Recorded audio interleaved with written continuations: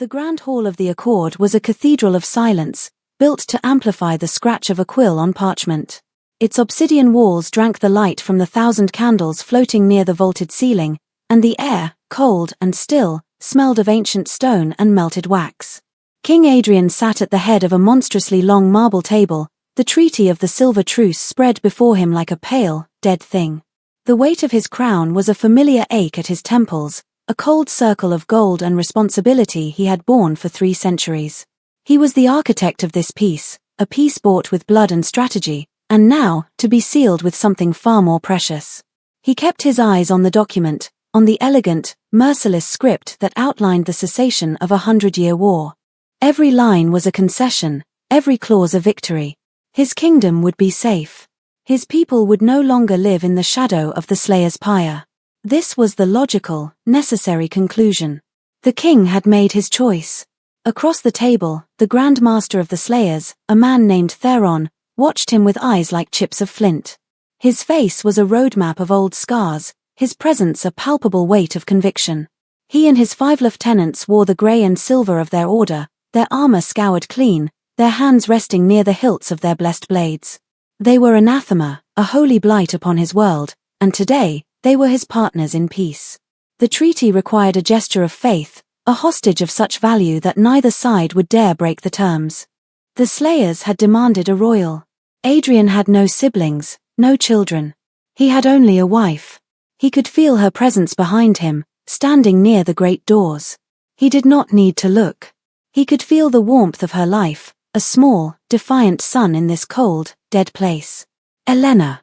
A human woman he had married for political advantage, a union to appease the border lords who still traded with mortal settlements. She was supposed to have been a symbol, a pretty, pliable queen who would soften his image. He had treated her with a careful, calculated distance, offering courtesy but not confidence, comfort but not vulnerability. He was a king, and a king's heart was a political liability. He had believed that. He had built his reign on that belief. The final signatory clause, Theron said, his voice a low gravelly sound that scraped the silence. The offering. Adrian dipped the quill into the ink pot. The ink was a deep, viscous black, the color of a starless night. He could hear the faint rustle of Elena's dress, a soft whisper of velvet against the marble floor. He had told her it was a formality, a temporary arrangement. A lie. The treaty was clear. She would be taken into the Slayers' custody at their mountain fortress of Skywreath, to remain there as a permanent ward, a living symbol of the truce. A gilded cage, but a cage nonetheless. He had assured himself she would be safe. They would not harm the linchpin of their new peace. It was a cold, hard calculation. A queen for a kingdom. A life for thousands. The math was simple. It was correct. He moved the quill to the parchment. His hand was perfectly steady. He was King Adrian, the unifier, the strategist. He did not feel. He ruled. But as the nib touched the page, he heard her take a single, sharp breath. And in that sound, the entire, magnificent edifice of his logic began to fracture. He looked up, his eyes finding hers across the vast, echoing hall. She stood between 2 of his royal guards, her posture regal, her chin high. She wore the deep blue gown she had worn for their first public appearance, the color of a twilight sky. Her dark hair was coiled in an intricate braid, a style his courtiers had called severe, but on her, it looked like a crown. He had expected to see fear in her eyes, or pleading. He saw neither. He saw a profound, terrifying clarity. She knew. In that moment, she understood the totality of his betrayal, the lie he had built between them, and the truth of what was about to happen. Her face was pale, but her expression was one of quiet, devastating appraisal. She was not looking at her king. She was looking at the man who had just sold her. The image seared itself behind his eyes, the slight parting of her lips, the way the pulse in her throat beat a frantic, fragile rhythm, the utter stillness of her gaze. There was no accusation in it, only a deep, wounded knowledge. And in that knowledge, Adrian saw everything he was about to lose. Not a political asset. Not a symbolic queen. The woman who left wildflowers on his desk because the room smelled of dust and old paper. The woman whose quiet laughter in the library was the only sound that could soothe the ceaseless hum of politics in his head. The woman who looked at him, sometimes, not as a monarch of terrible power, but as a man who seemed impossibly lonely. He felt a sudden, violent urge to roar, to splinter the marble table with one blow, to tear the treaty to shreds and slaughter the men who had dared to ask this of him. The king was forgotten, and in his place was a raw, primal thing that wanted to burn the world to keep her safe. But the moment passed. Centuries of discipline slammed back into place. The quill in his hand completed his name. The ink bled into the fibers of the parchment, a final, irrevocable stain. Theron gave a curt nod. Two of his slayers detached from the wall and began the long walk toward Elena. Their armored boots echoed in the hall, each footstep a hammer blow against Adrian's ribs. Elena did not flinch. She watched them approach, her gaze never leaving Adrian's. It was as if they were the only two people in the universe, locked in this final, silent exchange. He wanted to say her name, but the word was a stone in his throat. He wanted to rise, to go to her, but the crown held him down, a mountain of gold and duty. The slayers stopped on either side of her. They did not touch her. They waited. She gave a small, almost imperceptible nod, a gesture of acceptance that shattered what was left of his composure. She turned, her back to him now, a straight, proud line of blue velvet, and began to walk toward the great doors. The king's guards, his own men, stepped aside to let her pass. They would not meet his eyes. Adrian watched her go. He watched until the doors swung open, flooding the hall with the grey light of a dying afternoon. He watched as her silhouette was framed for a moment against the sky. And then the doors closed, a deep, booming sound of finality, and she was gone. The hall was silent again, but the silence had changed. It was no longer still and cold. It was empty. A vast, suffocating void where a small, defiant sun had just been extinguished. Theron rose, rolling the treaty with a practiced efficiency. "The truce holds, Your Majesty," he said. Adrian did not look at him. He was still staring at the doors, at the place where she had been. The victory was his. The kingdom was safe. He had won. But the only thing he could feel was the ghost of her eyes on him, and the chilling, absolute certainty that he had just made the single greatest mistake of his very long life. The king had saved his kingdom, but the man had lost his soul. The days that followed were a study in hollow triumph. Adrian moved through the motions of his reign with the seamless precision of an automaton. He received the adulation of his court, the grateful deference of the border lords, the tearful praise of common folk who no longer feared the midnight raid of a slayer crusade. Peace settled over the land like a fresh, clean shroud. The war was over. His name was etched into history as a savior, a visionary. And every night, he returned to the royal apartments to be devoured by a silence so complete it had a physical presence. He would stand in the doorway of her chambers, which he had ordered left untouched. Everything was as she had left it. A book of mortal poetry lay open on her bedside table, a slender ribbon marking her place. A half-empty glass of water. A velvet shawl draped over the back of a chair, still holding the faint, ghostly scent of her skin, lavender and something else, something uniquely her, something warm and alive. He would reach out to touch the fabric, his long fingers hesitating just above the threads, terrified that the contact would dissolve the last lingering trace of her. These rooms, once a part of the palace he barely noticed, had become a mausoleum of his regret. He had sacrificed her for this kingdom, and now the entire kingdom felt like a tomb. His council saw a king more focused, more decisive than ever. Lord Valerus, his oldest advisor, a vampire whose face was a mask of elegant wrinkles, praised his newfound clarity. "You are unburdened, my king," he'd said one evening, as they reviewed trade manifests. A difficult choice, but the correct one. "The kingdom thrives," Adrian had simply nodded, the words turning to ash in his mind. Unburdened. He had never been heavier.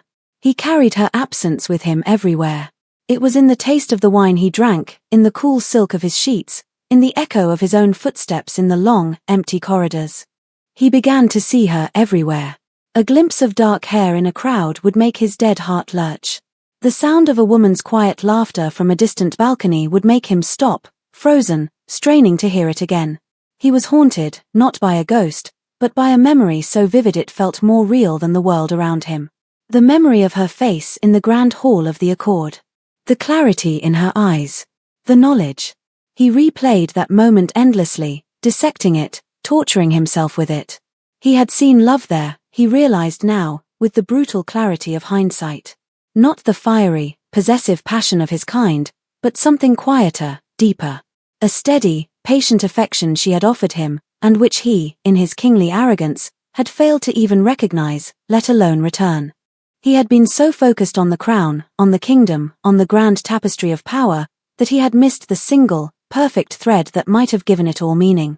He had not loved her then. He had not allowed himself the vulnerability. But in her absence, love grew like a poison vine, wrapping around his soul, squeezing the life from his immortal existence. It was a strange, agonizing alchemy. He had to lose her to understand what she was.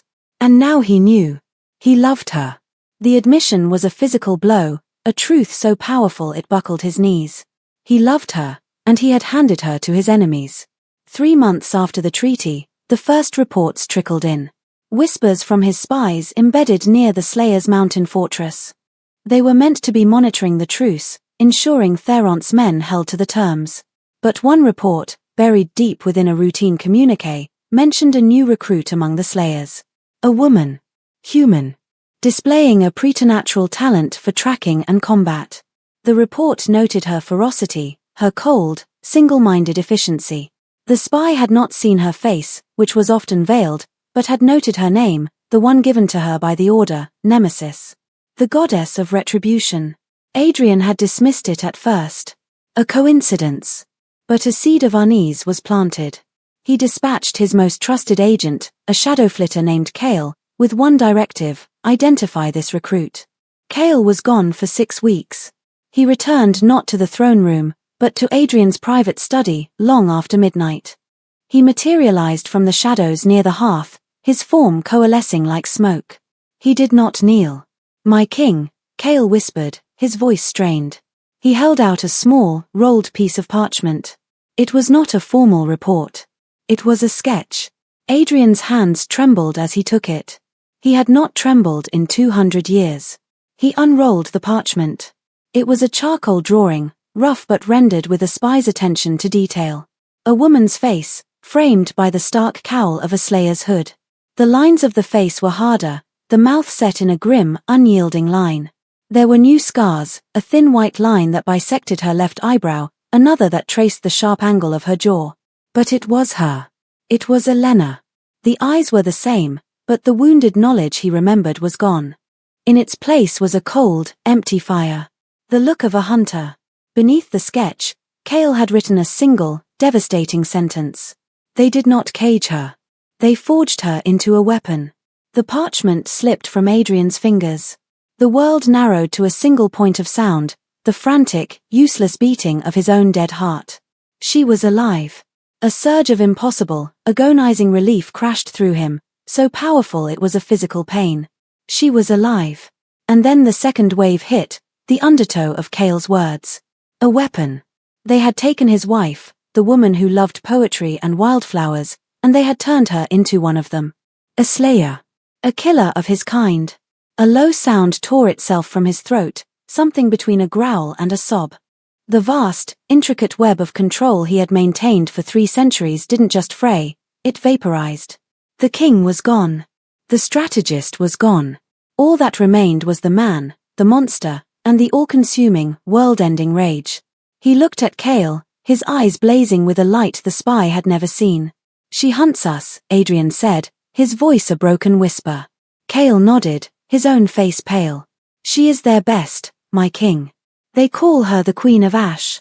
She leaves nothing but bodies and cinders in her wake." Adrian threw his head back and laughed, a terrible, broken sound that echoed off the stone walls of the study. The irony was so exquisite it was a form of torture. He had given them a hostage to ensure peace, and they had given him back a war, embodied in the one person he now knew he could not live without. The kingdom he had saved, the peace he had engineered, it was all meaningless ash in his mouth. He had made a choice, the cold, logical choice of a king. And now, he would make the choice of a man who had lost everything and had nothing left to lose but the madness of his own grief. He would get her back. Or he would burn her new world, and his own, to the ground. The next morning, the court was convened for what they believed was a routine session on territorial tariffs.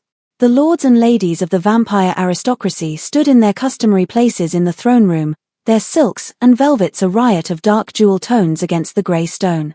They murmured amongst themselves, their ancient, predatory grace a mask for the petty squabbles and power plays that defined their existence. Lord Valerus stood at the foot of the throne, his expression placid, confident in the order his king had so recently, and so ruthlessly, established. They were all basking in the warmth of the new peace, a peace that felt solid, permanent. They had no idea the architect of that peace was about to demolish it. Adrian entered not from the royal passage behind the throne, but through the main doors, the same doors through which Elena had departed. He walked the length of the hall alone, his footsteps echoing in the sudden, expectant silence. He wore no crown. His black tunic was unadorned, his hair unbound. He looked less like a king and more like a man walking to his own execution. He ascended the dais but did not sit on the throne. He turned to face them, his eyes sweeping over the sea of confused and wary faces. For 300 years, he began, his voice quiet but carrying to every corner of the cavernous room, I have served this kingdom. I have bled for it. I have schemed for it. I have sacrificed for it. His gaze found Valerus, and the old vampire flinched at the raw agony he saw there. 3 months ago, I made the greatest of those sacrifices. I traded my queen for your security. I gave Elena, a human woman who had done no wrong, to our sworn enemies to purchase a truce. A murmur rippled through the court. This was known, but never spoken of so boldly. It was the unpleasant calculation that had bought their current comfort. They had accepted it as the hard price of victory. I told myself it was the choice of a king, Adrian continued, his voice growing stronger, laced with a self-loathing so profound it was a tangible force. I told myself it was for the greater good. I told you all that it was a necessary price. I lied. The silence was now absolute, a ringing, breathless vacuum. There is no greater good that is built on the bedrock of such a betrayal. There is no kingdom worth the cost of a single, innocent soul. I chose power over a person. I chose a throne over a promise. And in doing so, I have failed not only as a man, but as your king. He took a deep breath, the words coming now like a torrent, a confession he had held back for months. The peace we enjoy is a poisoned fruit. It is a lie. And I will no longer be the king of a lie. He looked from face to face, seeing the dawning horror in their eyes. This was not the cold, calculating monarch they knew. This was a man on fire with regret, and he was threatening to set their entire world ablaze. I have received word of my wife, he said, his voice dropping to a near whisper, a sound more menacing than any shout. The slayers did not honor the spirit of our accord. They did not keep her as a ward. They broke her. They remade her. They have turned her into a hunter of our kind. She lives, and she serves those who would see us all destroyed. Gasps echoed through the hall. Valerus took a half-step forward, his hand outstretched as if to ward off the words. My king, this is a complication. But the treaty holds. We can protest this through diplomacy. Adrian laughed, the same broken, terrible sound from the night before. The time for diplomacy is over. The time for treaties is over. He looked directly at his council, at the powerful, ancient vampires who had advised him for centuries. I am dissolving this council. I am suspending the treaty of the Silver Truce. And I am here to inform you that I am abdicating the throne. Chaos erupted. Shouts of disbelief and fury crashed against the stone walls. Valerus stared, his mouth agape, his placid mask shattered. Abdicate? Adrian, you are mad. The kingdom will shatter. The slayers will see it as weakness. They will attack. Let them, Adrian snarled, his eyes flashing with crimson light. Let the kingdom shatter. Let it all burn. I sacrificed her to save it, and it was not worth the price. Now, I will sacrifice it to save her. It is the only atonement that has any meaning. He held up a hand, and the sheer force of his presence quelled the uproar. I renounce my crown. I renounce my titles. I renounce my duties. I have only one duty now, to find her. To beg for a forgiveness I do not deserve. To stand between her and the monsters who made her, and the monsters who let her be taken. His gaze swept the room, a final, damning indictment. I leave the kingdom in your hands. Do with it what you will. It is a thing of stone and borders. I am going to find my heart. Without another word, he turned his back on the throne, on his court, on his entire life's work. He descended the dais and walked back down the long aisle, the cacophony of his subjects' outrage rising behind him. They did not understand. They saw it as madness, as the ultimate dereliction of duty. They saw a king committing political suicide, throwing away centuries of stability for a human woman, for a memory. They were right. It was madness. It was suicide. And it was the first true, honest thing he had done in 100 years.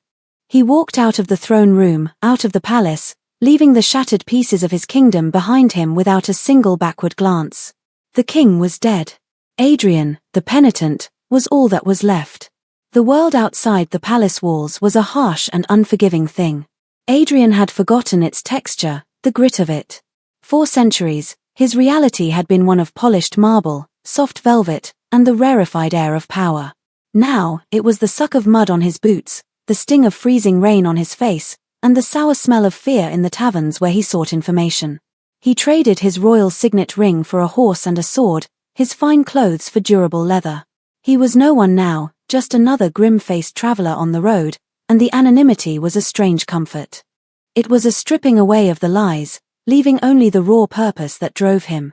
He hunted her as she hunted his kind. It was a grim pilgrimage, following the trail of her work. He found the aftermaths of her kills, vampire nests reduced to ash and rubble, the scent of sanctified steel still lingering in the air. The slayers were brutal and thorough, but her work had a different quality. It was surgical, precise. There was no wasted effort, no theatrical cruelty. It was the clean, cold work of an expert. He saw her efficiency and felt a pang of perverse pride, immediately followed by a wave of soul-crushing guilt. He had created this. His betrayal was the flint that had struck the spark of this terrible fire. He traveled for months, through the jagged peaks of the Dragon's Tooth Mountains and into the sodden marshlands of the Weeping Fen. He spoke to humans in hushed tones, gathering whispers of the Queen of Ash, the silver-eyed slayer who moved like a ghost and never missed her mark. They spoke of her with a mixture of awe and terror. She was their avenging angel, a symbol of their defiance. To Adrian, every story was another twist of the knife. He learned her movements, her patterns. She worked alone, shunning the company of other slayers.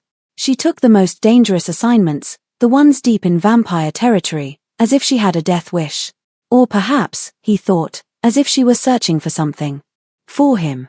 The thought was both a hope and a terror. He finally caught up to her trail in the crumbling, northern province of Greywood, a land of perpetual twilight under a canopy of ancient, moss-draped trees. He found a village that had been terrorized by a small coterie of feral vampires. The villagers told him the Queen of Ash had passed through 2 days prior. The nest was now a smoking ruin on the edge of the woods. She was close. He tracked her from the village, his own ancient senses, long dulled by palace life, sharpening with every step. He could smell the faint trace of crushed herbs, a scent she had always favored, and the cold, metallic tang of slayer weaponry.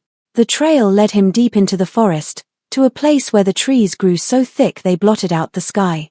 It ended at a clearing, where a small, ruined chapel stood, its stone walls choked with ivy, its roof long since collapsed to the heavens. He paused at the edge of the clearing, his heart, for the first time, hammering with something other than guilt. It was fear. He was afraid of what he would find. Afraid of the woman she had become. Afraid that she would look at him and see nothing worth saving. He took a breath that did nothing to calm him and stepped into the open. She was there. She sat on the edge of a broken stone altar, sharpening a wicked-looking silver blade on a whetstone. The sound was a rhythmic, abrasive whisper in the quiet woods. She wore the slayer's uniform, hardened black leather, a grey surcoat, and a quiver of crossbow bolts slung across her back. Her dark hair was cut short, ruthlessly practical. She didn't look up, but the rhythmic scrape of stone on steel stopped. "I knew you were following me," she said. Her voice was different. The warmth was gone, replaced by a low, chilling flatness. "I could smell the rot of royalty for the last 50 miles. He stopped, a dozen paces from her, his hands open at his sides. He had imagined this moment 1,000 times, rehearsed 1,000 speeches filled with remorse and explanation. They all crumbled to dust in the face of her reality. She was more formidable, more beautiful, and more broken than he had ever imagined. "Elena," he said, and his own voice sounded strange, a hollow echo of the king he had been. She finally looked up, and his breath caught. The cold fire he had seen in the sketch was a pale imitation of the real thing. Her eyes were abysses of controlled hatred. She set the blade and whetstone aside with a deliberate, unhurried motion. Her hand went to the crossbow resting on the altar beside her. She picked it up, the movement fluid and economical. She cocked it, the click of the mechanism unnaturally loud in the silence, and leveled it at his chest. "Don't use that name," she said, her voice dangerously soft. "That woman is dead. You killed her." "I did," he admitted, his voice cracking. "I did, and I am sorry. It is a meaningless word, I know, but it is the only one I have." A flicker of something, surprise, contempt, crossed her face. "Sorry? You think sorry covers it? You stood there and watched them take me. You sold me, Adrian. Like a piece of property. For peace. For your precious kingdom." "The kingdom can burn," he said, taking a half-step forward. The crossbow didn't waver. "I left it. I abdicated. It's nothing to me. Nothing is anything to me, but you." She laughed, a short, ugly bark of a sound that held no humor. "Now? You decide that now? A little late for grand gestures, don't you think? Did your conscience finally become inconvenient?" "My conscience has been screaming every moment since you left," he said, his own voice raw with emotion. He stood perfectly still, the point of the crossbow bolt aimed directly at his heart. He knew it was silver-tipped, blessed, and would kill him as surely as the dawn. "I was a fool. A coward who hid behind a crown because he was afraid to feel anything. I didn't know what you were to me until I threw you away. I didn't know I loved you." The word hung in the air between them, obscene in its vulnerability. Her knuckles were white where she gripped the crossbow. Her whole body was rigid, a drawn bowstring of fury. "Love," she hissed. "You don't know the meaning of the word. Love isn't a negotiation. It isn't a political calculation. You don't trade it for something you want more." She took a steadying breath. "Get out of here, Adrian. Go back to your throne and your lies. There's nothing for you here." "I'm not leaving," he said softly. "You can kill me. You have every right. In fact, it might be the only justice left in this world." He looked down at the crossbow, then back into her eyes. "But I am not leaving you. Not again." He stood there, unmoving, a willing target. He was offering her the vengeance she deserved, making no move to defend himself, no attempt to use his power. This was the beginning of his grovel, not in words, but in action. He was laying his life at her feet, a pathetic, inadequate offering to atone for the life he had stolen from her. The seconds stretched into an eternity. The forest was silent, watching. He could see the struggle in her eyes, the war between the woman she had been and the weapon she had become. The hunter's instinct screamed at her to fire. But somewhere, deep beneath the layers of ice and rage, a flicker of something else, pain, confusion, memory, stayed her hand. The crossbow remained aimed at his heart, but for now, she did not shoot. The standoff in the ruined chapel became the new shape of their world. Elena did not lower the crossbow, and Adrian did not move. Twilight bled into the forest, the long, grey shadows of the trees stretching like skeletal fingers across the clearing. The air grew cold. Still, they remained, locked in a tableau of hatred and penance. Finally, with a curse that was more exhaustion than anger, she lowered the weapon. She didn't put it down, just let the tip dip toward the ground. "Your death is too easy a price," she said, her voice raspy. "You don't get to be a martyr.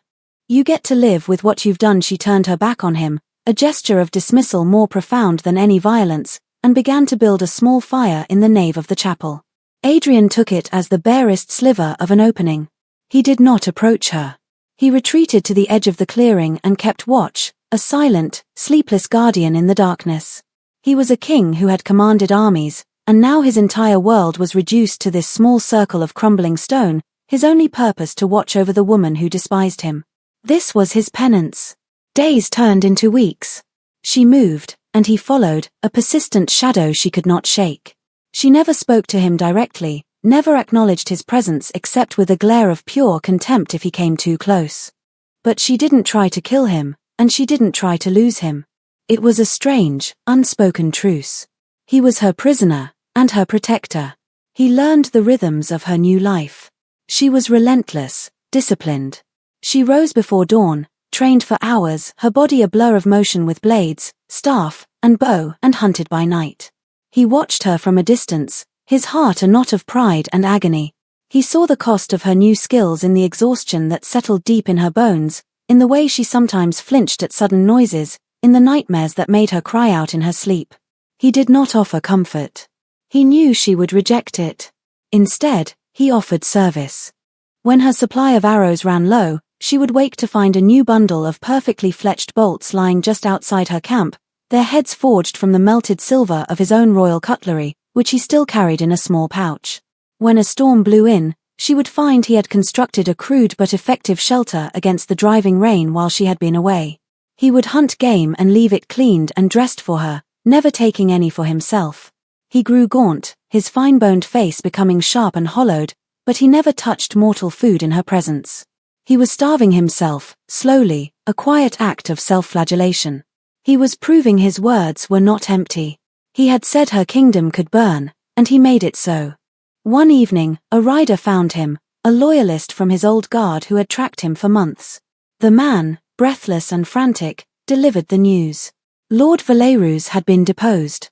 A rival faction, led by a brutal old warlord named Malachi, had seized the capital. The truce with the Slayers was broken. The kingdom was descending into civil war. "They need you, my king," the guard pleaded. "You are the only one who can restore order." Elena was nearby, listening. This was the test. Adrian looked at the guard, his face an unreadable mask. He took the man's offered dispatch, a plea for his return from the remnants of his council. He didn't read it. He held it over Elena's small campfire until it caught, the parchment blackening and curling into ash. "Tell them," Adrian said to the stunned guard, his voice low and steady, "that the king is dead. There is only the man, and the man is not coming back." He dismissed the guard and turned to look at Elena. Her expression was guarded, but for the first time since he had found her, the pure, unadulterated hatred in her eyes had been diluted by something else. Confusion. Uncertainty. He had just thrown away his last chance to reclaim his power, his legacy, his entire world. He had done it without hesitation. For her. He had let his kingdom burn. She began to speak to him after that. Not with warmth, but with a grudging necessity. She would ask for his assessment of a tactical situation, for his knowledge of vampire weaknesses. She started to use him as the weapon he was, and he submitted to it gladly. He became her strategist, her scout, her living encyclopedia of the enemy. They were a team, a horrifyingly effective one, bound not by affection, but by a shared, bloody purpose. Slowly, tentatively, the ice around her began to thaw. One night, as they sat on opposite sides of a fire, she spoke without being prompted by a question of strategy. "Why did you marry me, Adrian?" The question was quiet, devoid of accusation. It was a genuine inquiry. He looked into the flames, the light flickering across his starved face. "For an alliance. To placate the border lords." It was a political maneuver he forced himself to meet her eyes. "It was the most foolishly pragmatic, short-sighted decision of my life. I saw a pawn, and I was blind to the queen." She was silent for a long time. "I used to watch you in the library," she said, her voice barely a whisper. "You would read for hours. You thought no one was looking. You didn't look like a king then. You just looked tired." It was the first crack in her armor, the first hint of the woman he had known. He felt a surge of hope so fierce it was painful. He said. "I have been tired for a very long time." But their fragile, evolving peace was not destined to last. The Slayers did not appreciate their most prized weapon consorting with the enemy, even if that enemy was her personal quarry. They had been watching her. They saw her methods softening, saw her allowing one specific vampire to live. To them, she was compromised, tainted. A tool that had become unreliable. And the Slayers had a simple, brutal way of dealing with unreliable tools. The trap was laid in a town called Haven's Crest, a place supposedly besieged by a powerful vampire elder. The order sent word for Elena to rendezvous with a team of their elite warriors, the Silver Griffins. It was a lie. There was no elder. There was only the griffins, and their orders were not to assist her, but to execute her. Adrian sensed it first. The air was wrong. The town was too quiet. It's a trap, Elena, he warned, his senses screaming at him. She didn't want to believe it. The Order was her family now, the only thing she had left. You're paranoid, she retorted, but there was a flicker of doubt in her eyes. They wouldn't. I'm their best. And you are consorting with a vampire, he countered gently. To them, the infection has spread. You are a threat to their purity. They arrived at the designated meeting point, the town square, just as the sun was setting. The square was empty, save for 5 figures in the polished silver armor of the griffins. Their leader, a grim-faced woman named Captain Iona, stepped forward. Her eyes were cold, her mouth a thin, merciless line. Elena of the Ashes, Iona said, her voice ringing with formal authority. By order of the Grand Master, you are charged with treason and consorting with the enemy. Your sentence is death. Elena stared at her, her face a mask of shocked disbelief. The betrayal was so blatant, so absolute, it stole the air from her lungs. She had given them everything, her grief, her rage, her life, and they were discarding her like a broken blade. She looked from their cold faces to Adrian's, and in his eyes, she saw not triumph, but a deep, shared sorrow. He had warned her. He knew what it was to be betrayed by the very institution you served. You used me, Elena whispered, the words catching in her throat. We forged you, Iona corrected coldly. And now your service is at an end. She drew her blade, the silver gleaming in the fading light. The other 4 slayers followed suit, their swords making a soft, metallic hiss as they were unsheathed. They began to advance, forming a circle around her and Adrian. Elena reached for her own weapons, her body moving on pure instinct. But she was outnumbered, outmatched. Adrian stepped in front of her, shielding her with his body. He was unarmed, gaunt, and weary, but he stood as if he were still clad in royal armor, a king defending his last and only territory. You will not touch her, Adrian said, his voice a low growl that promised violence beyond their comprehension. Iona sneered. You are a dead man, vampire. Stand aside and we might grant you a swift end. Adrian smiled, but it was a terrifying sight, a bearing of fangs that held no humor, only the promise of annihilation. You mistake me for a politician, he said, his eyes beginning to glow with a faint, crimson light. I am done with negotiations. In that moment, he was no longer the penitent, the groveling lover. He was the ancient predator he had suppressed for so long. He had let his kingdom fall, starved himself, humbled himself, all for her. But he would not let them take her. That was a line he would not allow to be crossed. This was the final choice, the one that transcended politics, penance, and reason. It was simple, primal, and absolute. Her, over everything else. The slayers charged. The world dissolved into a blur of motion and a symphony of violence. Adrian moved with a speed that seemed to defy the laws of physics. He was a wraith of black leather and righteous fury. The first slayer, a large, bearded man, swung his greatsword in a deadly arc Adrian didn't dodge. He flowed under the blow, his hand shooting out to grip the man's throat. There was a sickening crack of bone, and the slayer dropped, his armor clattering on the cobblestones. Elena watched, frozen for a heartbeat, stunned by the sheer, brutal efficiency of his power. This was the might he had held in check for months, the terrifying force that had conquered a continent. And he was unleashing it all for her. He took the second slayer's sword from his hand, the blessed silver burning his palm, but he didn't flinch. The metal sizzled, smoke rising from his skin, but his grip was iron. He spun, the stolen blade a silver whisper, and parried a thrust from Captain Iona. Their blades locked, screeching, inches from his face. She is mine, Adrian roared, the sound inhuman, echoing with centuries of repressed power. He forced Iona back, his strength overwhelming her. He was not just fighting them, he was dismantling them. He moved through them like a storm. He broke a man's arm with a contemptuous twist, then drove the pommel of his stolen sword into another's helmet, the impact ringing like a death knell. He was a whirlwind of precise, lethal motion. It was not a fight, it was a massacre. He was showing them the difference between a trained soldier and an ancient, territorial predator defending its mate. Elena snapped out of her shock. She drew her own blades, her body moving with the deadly grace they had taught her. She was no one's damsel. She met the last griffin, a young man with panicked eyes, and their swords rang together. But her heart wasn't in it. She was fighting the men who had been her brothers in arms, the people who had given her a purpose when she had none. The fight ended quickly, her blade finding an opening in his defense, a wound to disable, not to kill. But Adrian was not dealing in half measures. He disarmed Iona, sending her sword spinning into the darkness. She stood before him, weaponless, her face pale with shock and fear. She had only ever seen vampires as monsters to be hunted, prey to be cornered. She had never faced one like this, a king fighting with the fury of a god. "It's over," Elena called out, her voice shaking. "Adrian, stop." He heard her.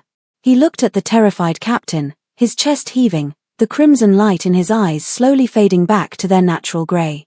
The rage receded, leaving the weary, penitent man in its place. He tossed the silver sword aside, the metal clattering loudly in the sudden, ringing silence of the square. He turned to Elena, his hand smoking where the silver had burned him, his face a mask of concern. "Are you hurt?" he asked, his voice soft, the storm completely gone. She could only shake her head, staring at the carnage around them. He had slaughtered the elite of her order, the very people who had defined her life for the past year. He had chosen her, not just over his kingdom, but over the last semblance of peace in the world. He had declared war on the only power that could challenge him, all to save her. The surviving slayers, Iona and the man Elena had wounded, scrambled away into the darkness, leaving their dead behind. They were alone in the square, surrounded by the bodies of her former comrades. The scale of his choice, of his sacrifice, settled over her. He hadn't just said the words. He had shown her, in the most brutal, unequivocal way possible, that he would burn the entire world for her. She looked at him, at the gaunt face, the haunted eyes, the hand that was still blistering from the silver he had wielded to protect her. The last wall of ice around her heart didn't just crack, it shattered. The hatred, the rage, the need for vengeance that had driven her for so long, it all just evaporated. It left behind a deep, aching void, which was slowly, terrifyingly, being filled with something else. Something she thought had died in the grand hall of the Accord. She took a hesitant step toward him, then another. She reached out, her hand trembling, and gently took his burned one. He flinched at the contact, but didn't pull away. She traced the angry red welts left by the silver, her touch feather-light. "You chose me," she whispered, the words full of a wonder that felt like pain. "Always," he answered, his voice thick with emotion. "From now on, always." The 2 years that followed were a quiet, fragile reconstruction. They did not return to his sundered kingdom, nor did they seek a new one. They became nomads, ghosts drifting through the quiet, forgotten corners of the world. The war between Malachi's faction and the Slayers raged on, a distant, bloody storm they had left behind. For Adrian and Elena, the only world that mattered was the one they built together, moment by patient moment. Trust did not come in a single, cathartic rush.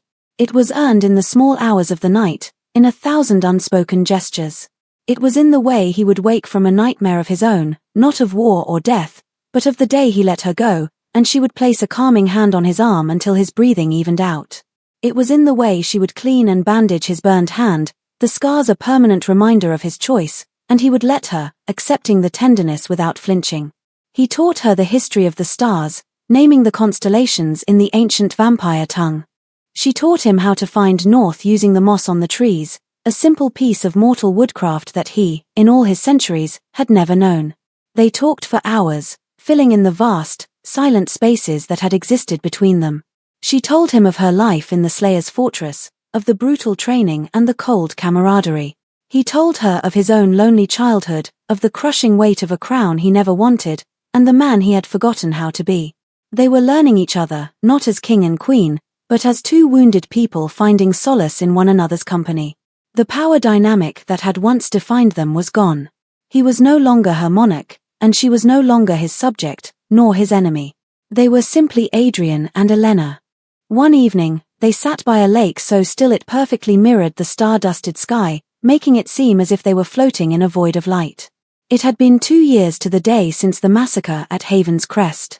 "I forgive you, Adrian," she said, the words falling softly into the night air. He turned to her, his face illuminated by the starlight. He had been waiting to hear those words, hoping for them, but he had never asked. He knew they had to be given freely, or they meant nothing. He saw no hesitation in her eyes, only a quiet, settled peace. "Why?" he asked, his voice a raw whisper. "Because you didn't just apologize," she said, looking out at the water.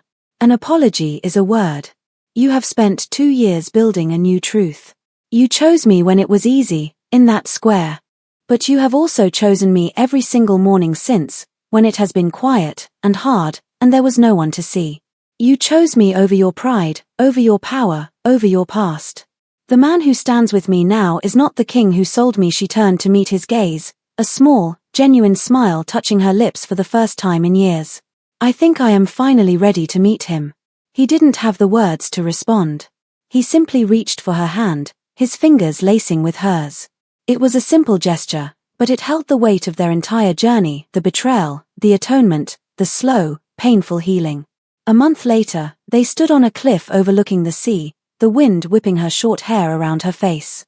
He wore simple black, she a simple dress of dark blue, the color of a twilight sky. There was no priest, no court, no audience. There was only the sky, the sea, and them. He held her hands, his grip warm and steady.